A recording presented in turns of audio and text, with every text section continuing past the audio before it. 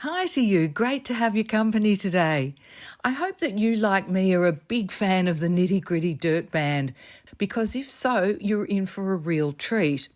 For those of you who may not be a fan or perhaps haven't heard of the band, Nitty Gritty Dirt Band is one of the best country rock outfits that's been active since the 60s. The band originally included Jackson Browne, and they're known for hit songs like this one. Today, founding member, banjo, fiddle and mandolin player John McEuen joins us to share stories about the evolution of the band, his successful solo career and his latest release, which, as you'll hear, is a huge departure from anything else he's ever done. John McEuen, great to have your company on A Breath of Fresh Air. Thanks so much for making time. Why do they call you the string wizard? I don't know. I showed up in three or four different reviews over a few years, and I had an album to make, one of my best bluegrass albums called String Wizards, plural, because everybody on it was astounding. You know, Jerry Douglas, Sam Bush, David Greer, Roy Husky, the bass player, Stuart Duncan. And they hadn't won their awards yet, but as years went by, they all got best of, best of, best of. Right. I'm still waiting. I'm still waiting. You've done all right. You can't complain. 50 years with Nitty Gritty Dirt Band. You were the founder of that group, and you've been One on up. one of the founders, excuse me, Yeah. and you've been on the road with them and as part of your solo career pretty solidly all that time, haven't you? Yeah, that's what I did. Aren't you tired? Yeah, right now I am. Yes, but going on in front of people makes one not tired. You get that adrenaline rush, don't you? And you discovered that love of being out front of people from a very early age. You were actually a magician in Disneyland as a teenager and loved people's attention then. When I was 16, I was trying to get a job in the magic shop in Disneyland in Anaheim. It was a dream job, and me and Steve Martin were both trying to get the same job. And strangely enough, we got it the same day in May of 63. We celebrated by having lunch in Tomorrowland. We didn't play music yet. We were just pals. Then we worked in Disneyland for 3 years. He sent me an email a while back and said, "Look what I found on eBay." And I thought it was going to be a new Picasso or something because he Yeah. collects expensive art. And it was the signed Merlin's Magic Shop from Disneyland, the wooden sign. How Yeah. did you discover music after that? My brother played guitar, and I, after a few years, decided to hang out with my brother, and I decided to learn guitar. And after 6 months, I couldn't play anything that he hadn't taught me. So, hey, can you play this one again? Okay. But then I saw a group called the Dillards playing at a coffee house in Orange County.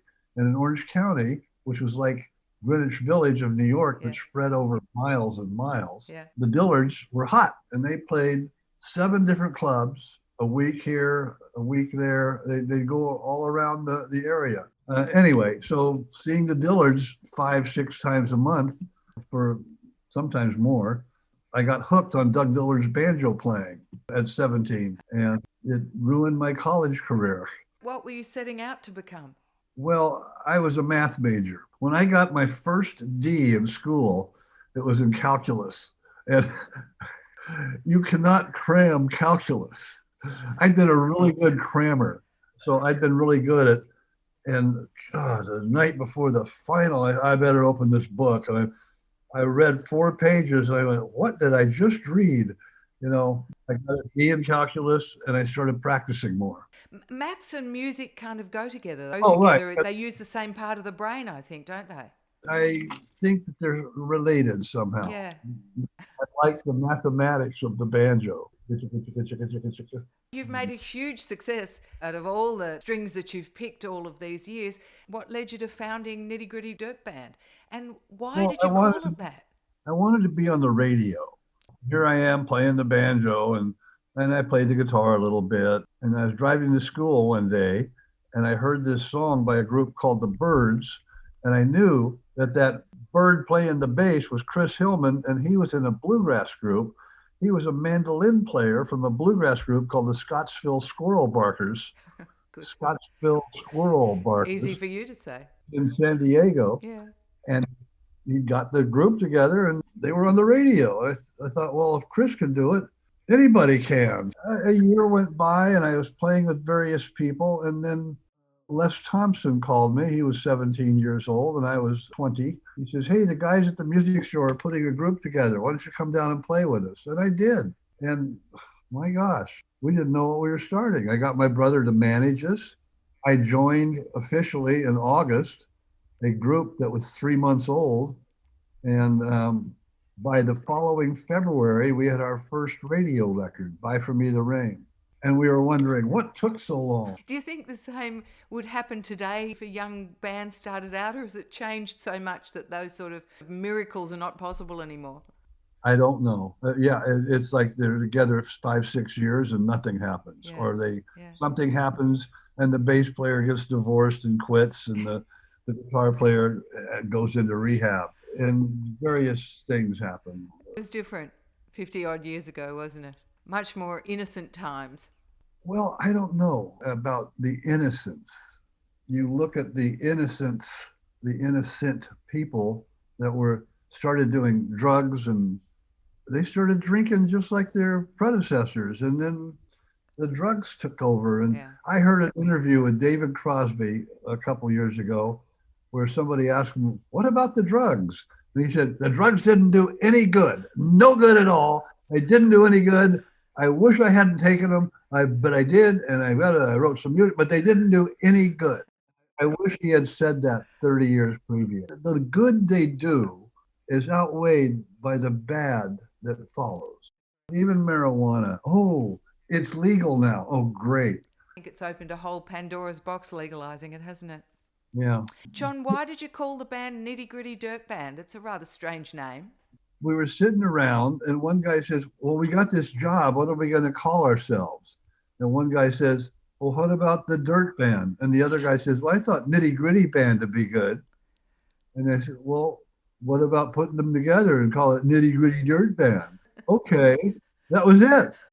It actually took a little less time. And it stuck. Did you ever question that decision, or it just grew on you? And often questioned it because the name was strange and it sounded cute, or it sounded contrived, or it sounded like somebody made it up that was trying to make money. Well, we weren't making money, but we were making recordings. By 1978 and 80, it was a detriment because we had American Dream was a pop hit, and the radio did not identify it ever. They said, well, that was an American Dream, and next coming up, we've got Loggins and Messina, or whatever. They didn't want to say Nitty Gritty Dirt Band because it sounded like they were saying 1910 Fruit Gum Company or something. Plus, the music kind of didn't really go with the name at all. It didn't. The two didn't really match. And that's why in the late 70s, the guys voted to change it. Let's call it the Dirt Band. Everybody calls us the Dirt Band anyway. And I'm going, mistake. 3 albums later, they voted it back in to be Nitty Gritty Dirt Band because you can't throw 10 years of marketing out the door. No. We send out an album to record stores. Where are they going to file it? Well, they'll put it under Nitty Gritty Dirt Band. Well, these people in the store don't know. They just say the Dirt Band. Okay, I'll put it under D. Did it have an impact, that name change? Yeah, we went to country music. We started recording in Nashville, and we had 21 country top 20 records. Long Hard Road was the first #1 record. It's 17 years into the existence of the group.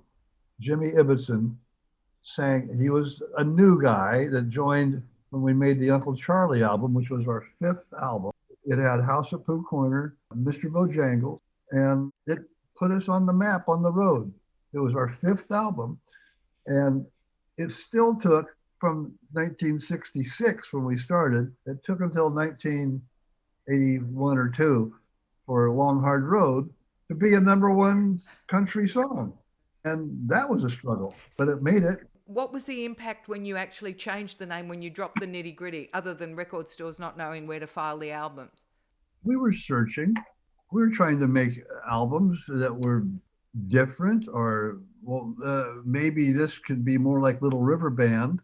Best vocals on the road, Little River Band. But when Glenn Shorrock left and B. Birtles left, anyway, some of the music grew up a little bit.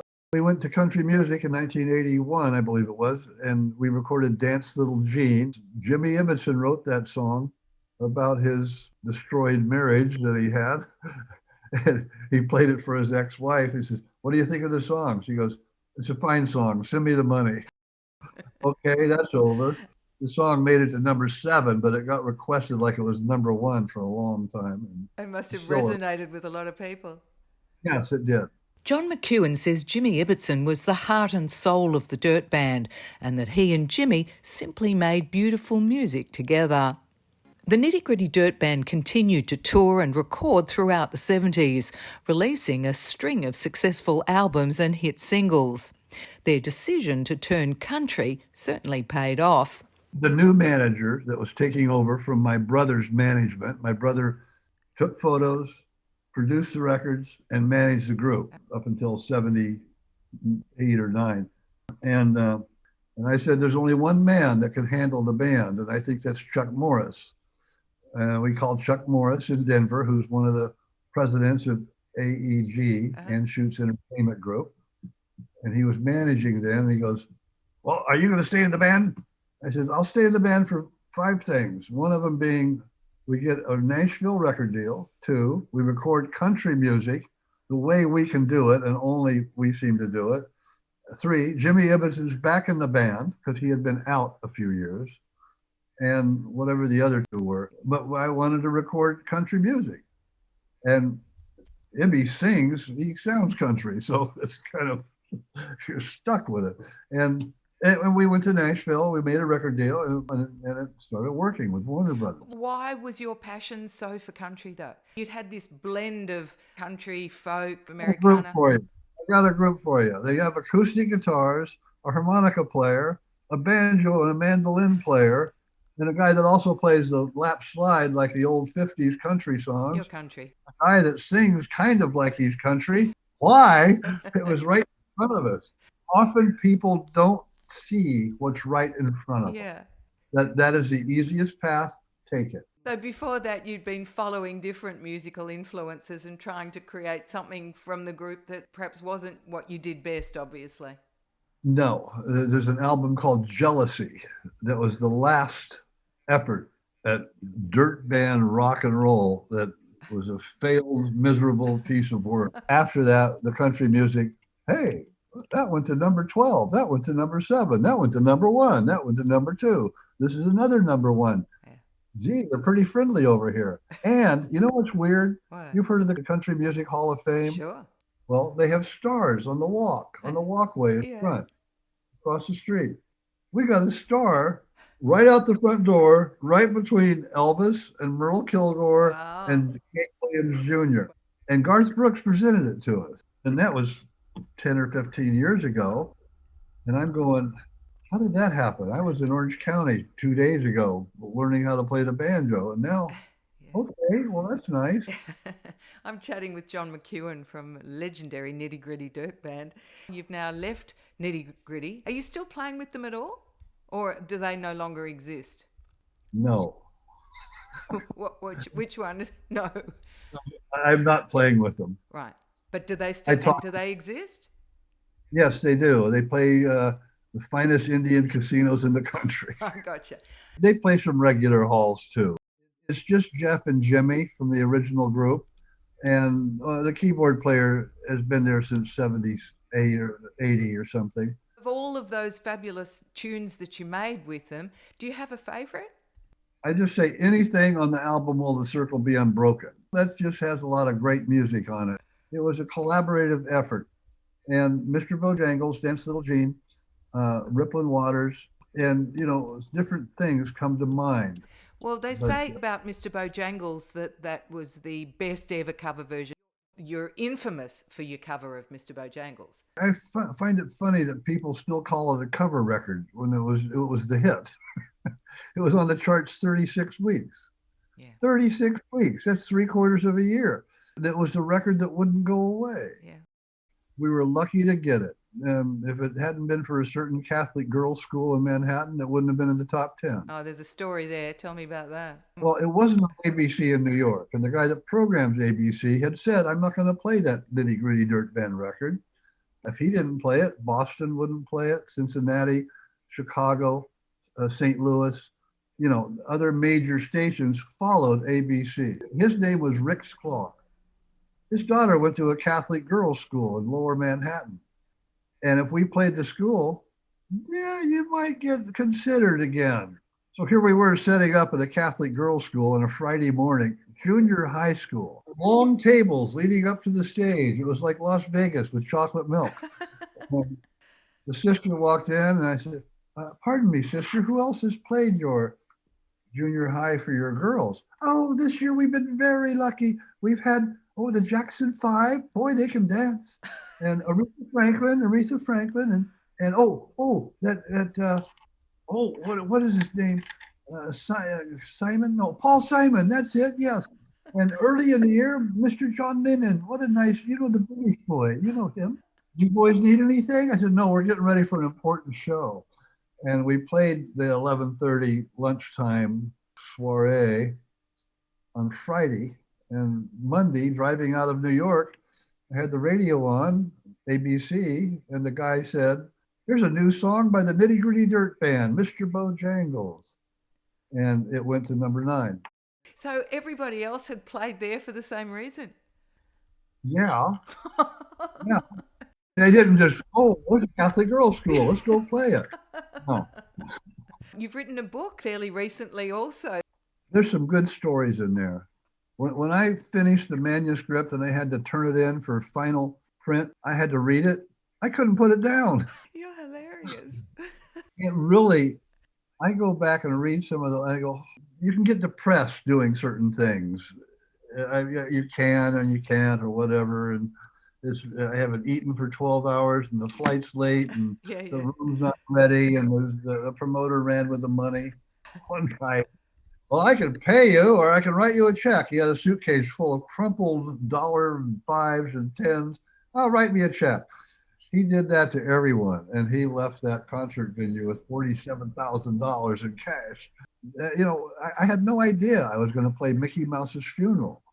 His wife called me and told me, my husband just died, and he was your biggest fan. What did he do? Well, for 35 years, he was the voice of Mickey Mouse.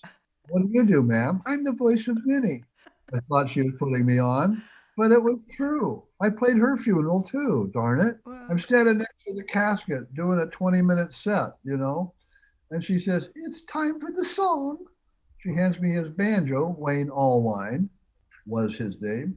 And she said, it's time for the song. And so there I am. Now the time to say goodbye to all your company. Everybody in the gravesite was singing it, and not just people. I'm Pluto and Goofy and Mickey and Donald and all the characters were there. And the part where it goes Mickey Mouse, Donald Duck. It wasn't just some jerk that yelled Donald Duck. It was Donald Duck. I'm next to the coffin, and I never did drugs. I'm so glad I didn't, because they would have kicked in and I would have been floated away. But I'm next to the coffin. And she comes up, Minnie, Russi Allwine, and I get to the part, M-I-C. She goes, see you real soon. K-E-Y. Why? Because we love you. U-S-E, as the coffin goes into the ground. How amazing that you've come full circle from starting off in Disneyland in Anaheim to playing at Mickey and Minnie's funerals. Unbelievable. Yeah. The other thing I wanted to ask you about, though, is the fact that Nitty Gritty Dirt Band was the first American band to play in the Soviet Union in 1977, weren't you? We did? Yeah, it was. It was like a whole other country. Sorry, cheap joke. You could feel the importance of American music. We did some Buddy Holly songs, some Linda Ronstadt, Chuck Berry songs. We did one of his. And I had to think of the duck walk. No, just like Chuck Berry. That's right. And all three of us up front did the duck walk. What was the reaction like? It was crazy. It was illegal to stand up at a concert or a public event. Don't get up. You don't get up. And one of the best nights was in Leningrad, because Arena, our party member, one of the tour guide ladies, wore red a lot. And the audience is very good. Yes, they're a little bit crazy sometimes, you know. When we get to Leningrad, they will be very respectful. They will clap nice, but you might get one encore. We got to Leningrad, the first show. After the third encore, one soldier had rushed up on stage to play air guitar next to Jeff. The next encore, a girl ran up and kissed one of the guys and ran back. Some people came up to the front and threw flowers at us. Just before the fourth encore, they'd rushed the stage. They're up there like an MTV video. Going more and more. And I walked by Arena. She's in the wings. She's looking out at the audience. And she goes, I never thought in Leningrad. You're enjoying a very successful solo career. You're a fabulous storyteller and a brilliant musician. We're very glad that you didn't stick with selling in that magic shop in Anaheim, and even more glad that you didn't become a mathematician or something. It would have been a very wasted talent. I wouldn't have had much of a book. No. And the life I've picked is the book, and it's available on Amazon. I'm really proud of it. People have told me they couldn't put it down when they read it, so I appreciate that. But if you're married, don't get one and leave it laying around, or your husband or wife will take it and read it. And well, they might, because the book, The Life I've Lived, is chock full of really funny tales. John McEuen left the Dirt Band in '86 after 26 years with the band in order to pursue a solo career. From '91 to '97, he released 4 albums and composed music for movies and TV. His favourite song is Return to Dismal Swamp from his String Wizards album from 1991. It's got the best players on it joining me. It's one of my better pieces of music. I'm really not sure why the song is called Dismal Swamp. It's anything but. John says it was instrumental to the formation of the Dirt Band. He wrote it and told friend Les Thompson that he'd join his budding band if the band all agreed to learn and play it with him at an upcoming banjo contest. Well, they did all agree. John won the contest and the Dirt Band was born. Nearly 60 years have now passed since the Nitty Gritty Dirt Band first got started, and at almost 80, John McEuen, the country, bluegrass and Americana legend, has just released his latest solo album, his 8th. Although he's one of the seminal figures who conceived and originated the fusion of folk, rock and country, this album is something entirely different. It's a bunch of talking with music behind it. Music that I've put together over the last 10 years. I've been collecting these stories, starting with the Mountain Whippoorwill in the 70s and Hank Williams talking blues. And finally, I said, I got enough stories to do an album. I could do a talking record. Well, yeah, but who wants to buy a talking record? And I thought, well, wait a minute. Alice's Restaurant, A Boy Named Sue, Devil Went Down to Georgia. There's been a lot of talking records. But there hasn't been one for 15 years, maybe 20. And I'm hoping people will give a few of them a listen. So you said that you've been collecting these stories. Had you just written them down as you went and kept them somewhere locked up in the hope that one day they'd be useful? I recorded some of them. The one I did with John Carter Cash, the son of Johnny and June.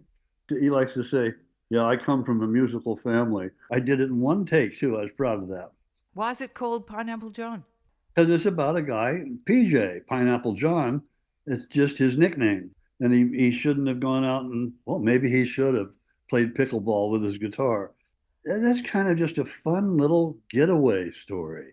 And then when you get to Nui Ba Den, was written by a guy in Vietnam. And he sent the letter to his brother in Massachusetts. He wrote it in 1968 as the Battle of Nui Ba Den was going down. We were just boys on the flight to the fight, and he's expected to act like men. They put a gun in our hands and said, you don't have to win. It's such a tough Vietnam story. I had to do that to honor the veterans. Then there's a Civil War one, Killed at the Ford.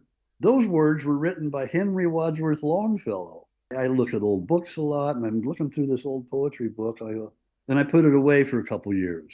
About 5 years ago, I went, I know what to do with that. It's about a guy that didn't make it home, which is what the poem is about. And I think it goes together really good. The title of it intrigues me, John. It's called The Newsman, a Man Yeah, of Record.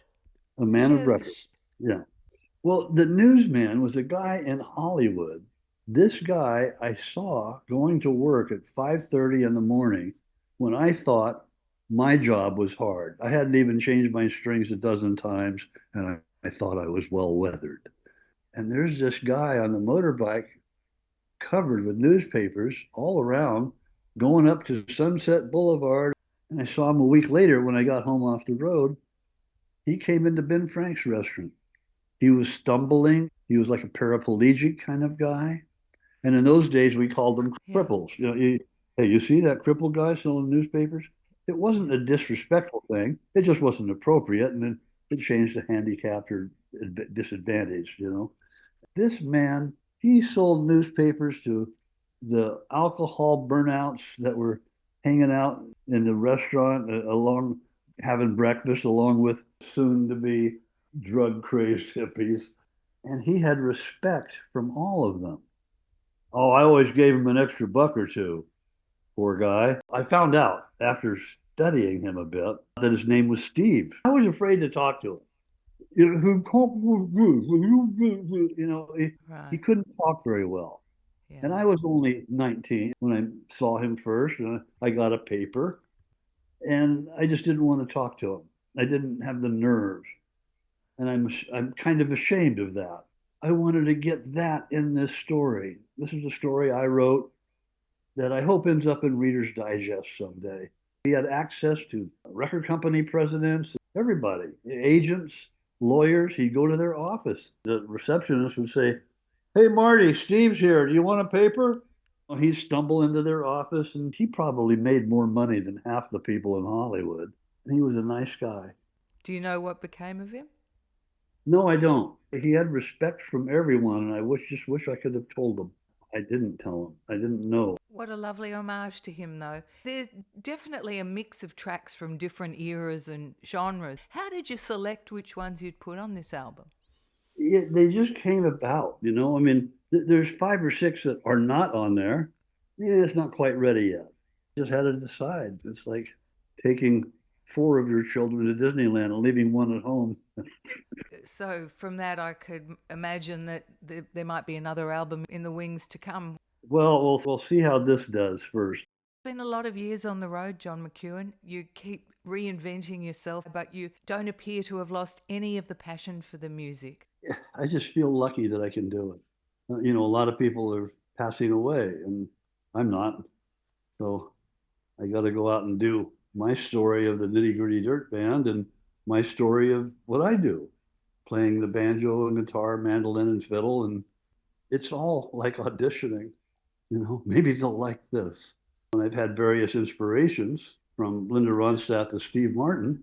Steve, I went to high school with, and even in high school, he would always be working on something, always. He'd have a book that he was finishing and a play that he was starting and a road show that he was doing, just constantly doing that.